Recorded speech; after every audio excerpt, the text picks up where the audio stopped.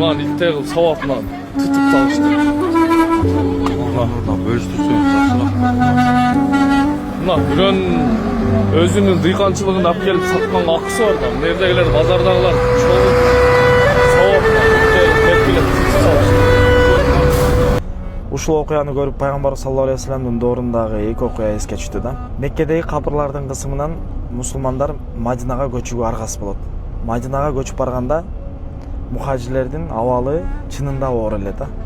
Ал жердеги тозуп алган ансарлардын бирөөсү Саид ибн Рабиа деген сахаба көчүп барган мухажирлердин бирөөсү Абдурахман ибн Ауфка ошол учурдагы Мадинадагы Кайнука деген базарга барып, эң жакшы жерине жайгаштырат да. Жайгаштырып, базардын жол жоосун көрсөтүп үйрөтөт.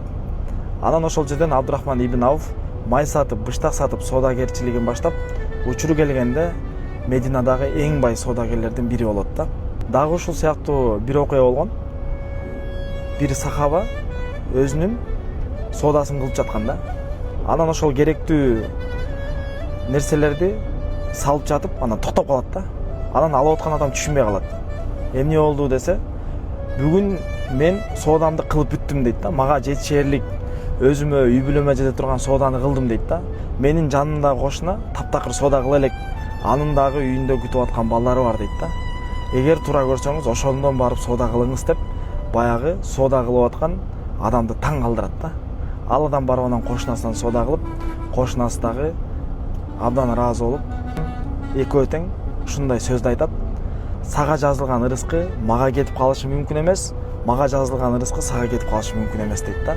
Ар бир адам Кудайдын астындагы Аллах Таала өзү берип койгон, ченеп койгон ырыскыдан ашыгын эч качан ала албайт экен да. Бирөөнүн ырыскысын бирөө тартып ала албайт экен да.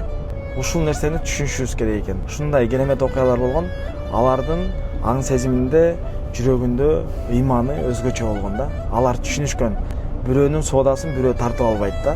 Аларда ушундай кызганыч, ичи тартык, көрө албастык деген ушундай жаман руханий оорулар болгон эмес да.